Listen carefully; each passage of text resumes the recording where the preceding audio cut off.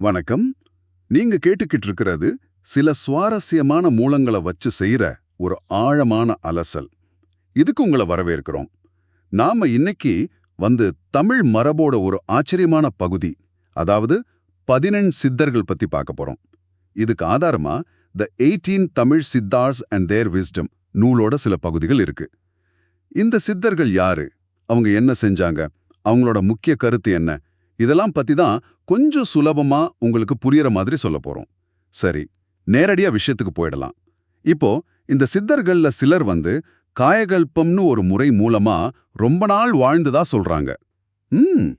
காயகல்பம்னா உடம்பு நோய் இல்லாம, முதுமை இல்லாம ரொம்ப காலம் வச்சுக்கிற ஒரு ரகசிய முறை. அதே மாதிரி போகர்னு ஒரு சித்தர் நவபாஷாணம், அதாவது 9 விஷங்களோட கலவையால பழனி முருகன் சிலைய செஞ்சதா சொல்றாங்க. இதெல்லாம் கேட்கும்போதே ஒரு மாதிரி பிரமிப்பா இருக்கு இல்லையா? இவங்களோட உலகம் அது நிறைய மர்மமும் ஞானமும் நிறைஞ்சது. இந்த சித்தர்கள் பத்தியும் அவங்களோட பங்களிப்புகள் பத்தியும் இன்னும் கொஞ்சம் விரிவா தெரிஞ்சுக்க நம்ம நிபுணர் என்ன சொல்றாருன்னு கேட்கலாம். சித்தர்கள்னு சொன்னா அதோட ஆழமான அர்த்தம் என்னங்க? ஆமா. இதுல சுவாரஸ்யமான விஷயம் என்னன்னா, சித்தர்கள்னா பொதுவா சித்தி அடைஞ்சவங்க. இந்த சித்திங்கிறது வெறும் அமானுஷ சக்தி மட்டும் இல்ல. அது இயற்கையோட விதிகளை தாண்டின ஒரு ஆற்றலா இருக்கலாம், இல்ல பிரபஞ்சத்தோட அடிப்படை உண்மையை முழுசா புரிஞ்சுக்கிற உயர் ஞானமா கூட இருக்கலாம். அவங்க இயற்கையோட ரகசியங்களை ரொம்ப ஆழமா தெரிஞ்சு வச்சிருந்தாங்க.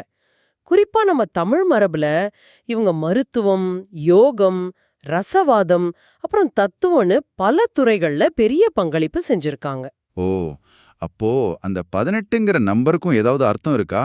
கரெக்டா 18 பேர் தானா அவங்க? நல்ல கேள்வி கேட்டீங்க. இந்த 18ங்கிற எண் பல இடங்கள்ல ஒரு குறியீடா தான் பார்க்கப்படுது. ஒரு முழுமையான இல்ல முக்கியமான ஞான தொகுப்பையோ இல்ல ஒரு அங்கீகரிக்கப்பட்ட குழுவையோ குறிக்கலாம். இது சரியா 18 பேர் தானாங்கிறது கொஞ்சம் விவாதத்துக்குரியது தான். ஆனா சித்த மரபோட முக்கியமான தூண்களா கருதப்படுற ஒரு குழுவை இது குறிக்குதுங்கிறது மட்டும் நிச்சயம். சரி, புரிஞ்சுது. அப்போ முதல்ல அகத்தியர் பத்தி பேசலாமா? இவரை சித்த மருத்துவத்தோட தந்தைன்னு நம்ம ஆதாரம் சொல்லுது. ரொம்ப நாள் வாழ்றது, இயற்கை சமநிலை, இதெல்லாம் அவரோட பங்களிப்புன்னு இருக்கு. ஆமா, அகத்தியர் ரொம்ப ரொம்ப முக்கியமானவர். சொல்லப்போனா சித்த மரபோட மூலகுருனே சொல்லலாம். நிறைய பழைய மருத்துவ, யோக, ஞான நூல்களை அவர் எழுதினதா நம்பப்படுது.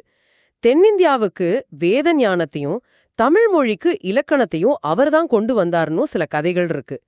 அவரோட போதனைகளோட சாரம் என்னன்னா, இயற்கையோட ஒன்றி வாழ்றதும் இந்த மனித உடம்ப நல்லா பாத்துக்கிறதோட அவசியமும் தான். உடம்ப ஒரு கருவியா பார்த்து அதன் மூலமா உயர் ஞானத்தை அடைய முடியுங்கிறது சித்தர்களோட பார்வை. இதுக்கு அகத்தியர் தான் அடித்தளம் போட்டாரு. அடுத்து திருமூலர்.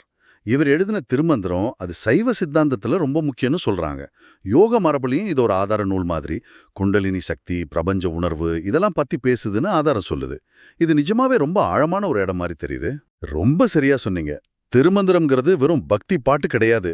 அது ஒரு முழுமையான யோக விஞ்ஞான நூல்னே சொல்லலாம். 3000 பாட்டுல மனித உடம்பு, பிரபஞ்சம், அப்புறம் இறைவன், இதுக்கெல்லாம் நடுவில் இருக்கிற நுட்பமான தொடர்புகளை விளக்குது.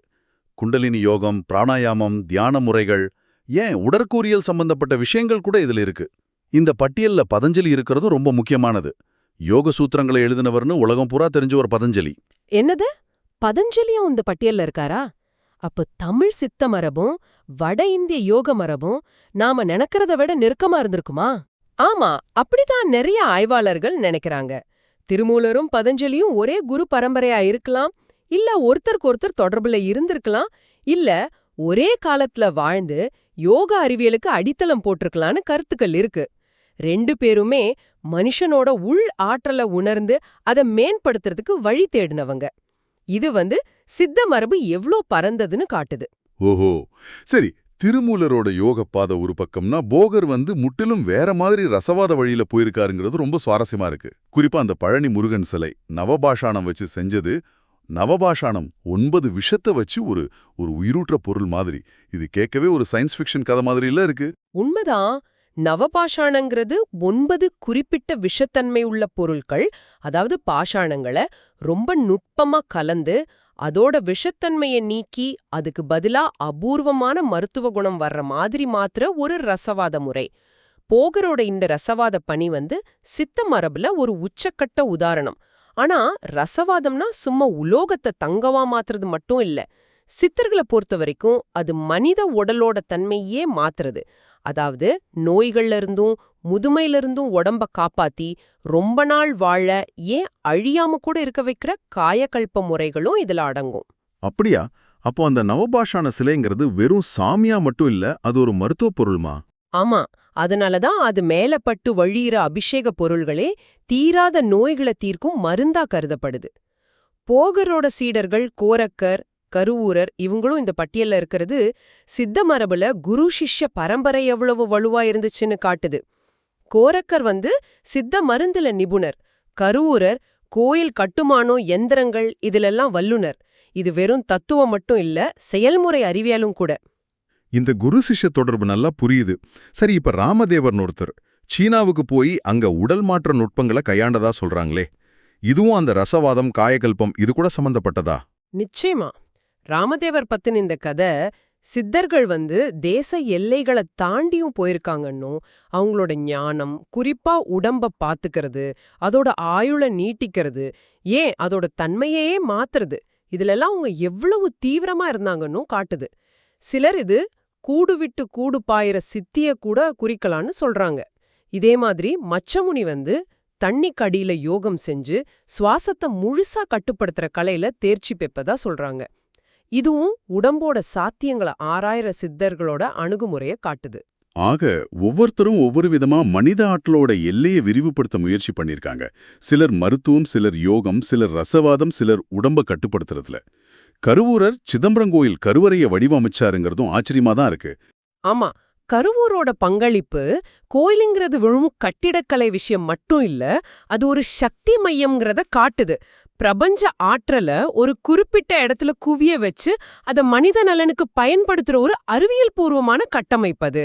இதே மாதிரி சுந்தரனாந்தர்னு ஒருத்தர் ஒளி உடம்ப பத்தியும் தெய்வீக மாற்றம் பத்தியும் எழுதுனதா குறிப்புகள் இருக்கு.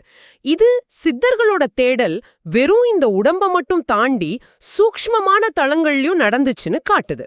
இந்த பட்டியல்ல வால்மீகி, அதாவது ராமாயணம் எழுதினவரு, அவரும் அப்புறம் நந்திதேவர் சிவனோட முதல் ஷீடல்னு சொல்றாங்களே, அவரும் இருக்கிறது கவனிக்க வேண்டிய விஷயம்.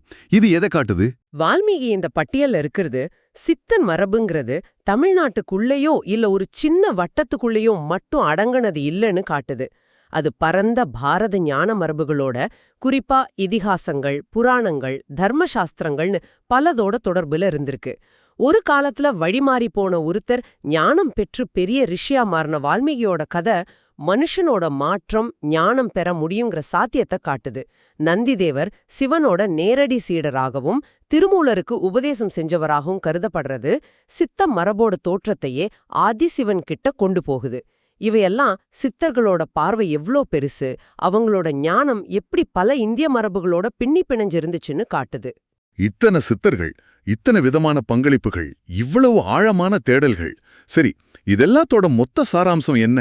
இவங்களோட தத்துவத்தோட மையக்கருத்துன்னு எதை சொல்லலாம்? இவ்ளோ வேறுபாடுகள் இருந்தாலும் சித்தர்களோட அடிப்படை தத்துவம் பாத்தீங்கன்னா ஆச்சரியமா இருக்கும். ரொம்ப எளிமையானது, ஆனா ரொம்ப ஆழமானது. அன்பே சிவம், அதாவது அன்புதான் கடவுள். இதுதான் அவங்களோட ஆன்மீக பயணத்தோட அடித்தளம். இந்த உண்மையை உணர்றதுக்கும் அடையறதுக்கும் தான் அவங்க பல வழிகளை கையாண்டாங்க. காயகல்பம், உடம்ப நல்லா வச்சுக்கிறது; மூலிகை மருத்துவம், இயற்கையோட இணையிறது; யோகம் மற்றும் தியானம், மனசையும் உடம்பையும் ஒருமுகப்படுத்தி உள்ள இருக்கிற ஆற்றலை உணர்றது; ரசவாதம், பொருள்களையும் உணர்வையும் உயர்த்துதல். இதெல்லாம் எதுக்குன்னா, கடைசியில தெய்வீகம்ங்கிறது எங்கேயோ வெளியல்ல, அது ஒவ்வொரு மனுஷனுக்குள்ளேயும் இருக்குன்னு உணர்ந்து அந்த முழுமையான ஆற்றலை தங்களுக்குள்ளிருந்தே வெளிக்கொண்டு வர்றதுதான் நோக்கம். உள்ளுக்குள்ளேயே இருக்கிற தெய்வீகம். ஆமா, அண்டத்தில் உள்ளதே பிண்டத்தில்ங்கிறது அவங்களோட முக்கிய கொள்கை. அதாவது இந்த பிரபஞ்சத்தில் இருக்கிற எல்லா ஆற்றலும் தத்துவமும் இந்த மனித உடம்புக்குள்ளேயும் இருக்கு. அதை தெரிஞ்சு உணர்ந்து முழுமையா வாழ்றது தான் சித்தர்களோட பாதை. இது சும்மா நம்பிக்கை மட்டும் இல்ல, இது ஒரு அனுபவ அறிவியல். இன்னைக்கு நவீன அறிவியல் கூட மனசுக்கும் உடம்புக்கும் இருக்கிற தொடர்பு, மைண்ட் பாடி கனெக்ஷன் பத்தி நிறைய பேசுது. ஆனா சித்தர்கள் பல 100 வருஷத்துக்கு முன்னாடியே இந்த உடம்பையும் மனசையும் ஆன்மாவையும் ஒன்னா பார்த்து அதோட இயக்க விதிகளை ஆராய்ஞ்சிருக்காங்க. இது கேட்கவே ரொம்ப சக்தி வாய்ந்ததா இருக்கு. உள்ளுக்குள்ள இருக்கிற தெய்வீகத்தை உணர்றது. சரி, அன்பான நேயர்களே, நீங்க இந்த உரையாடலை கேட்டுட்டு இருக்கீங்க. இந்த சித்தர்களோட பங்களிப்புகள்ல எது உங்களை ரொம்ப கவர்ந்துச்சு? அகத்தியரோட மருத்துவமா, இல்ல போகரோட ரசவாதமா, திருமூலரோட யோக விஞ்ஞானமா, இல்ல அன்பே சிவம், அண்டத்தில் உள்ளதே பிண்டத்தில், இந்த மாதிரி அவங்களோட மைய தத்துவங்களா? எது உங்களோட சிந்தனைய இப்போ அதிகமா தூண்டுதுன்னு கொஞ்சம் யோசிச்சு பாருங்க. ஆக இன்னைக்கு நாம 11 சித்தர்களுங்கிற தமிழ் மரபோட மிக முக்கியமான ஞானிகள் பத்தி கொஞ்சம் ஆழமா பார்த்தோம். அவங்க வெறும் துறவிகள் மட்டும் இல்ல, அவங்க மருத்துவர்கள், யோகிகள், ரசவாதிகள், தத்துவ ஞானிகள், ஏன் கட்டடக் கலைஞர்கள்னு பல முகங்கள் கொண்டவங்கன்னு தெரிஞ்சுக்கிட்டோம். அகத்தியர், திருமூலர், போகர், கருவூரர், வால்மீகின்னு பலரோட பங்களிப்புகளையும் அவங்க எவ்வளோ வேறுபட்ட திறமைகளோட இருந்தாங்கன்னு லேசா தொட்டு பார்த்தோம். அன்பே சிவம்ங்கிற மையக்கருத்தும் காயகல்பம், யோகம், தியானம், ரசவாதம், இது மூலமா உள்ளுக்குள்ள இருக்கிற தெய்வீக ஆற்றலை உணர்றது தான் அவங்களோட பாதைன்னு புரிஞ்சுக்கிட்டோம். இங்க ஒரு முக்கியமான கேள்வி வருது. இந்த சித்தர்களோட ஞானம்ங்கிறது ஏதோ பழங்காலத்து மியூசியம் பொருள் மாதிரி இல்ல. அவங்க விட்டுட்டு போன அறிவு, குறிப்பா உடம்பு, மனசு, ஆன்மா, இது மூணையும் ஒருங்கிணைச்சு ஒரு சமநிலையோட வாழ்றதுக்கான வழிகாட்டுதலா இன்னைக்கும் உயிர்ப்போட இருக்கு. ரொம்ப வேகமா போற இந்த காலத்துல நாம இழந்துட்டு இருக்கிற அந்த சமநிலையை திரும்ப கொண்டு வர, நமக்குள்ளே இருக்கிற அந்த பெரிய ஆற்றலை அடையாளம் கண்டுக்க சித்தர்களோட போதனைகள் உதவலாம். இது வெறும் ஆன்மீகம் மட்டும் இல்ல, இது ஒரு முழுமையான வாழ்க்கை முறைக்கான அறிவியல்னே சொல்லலாம். இப்படி பார்க்கலாம்.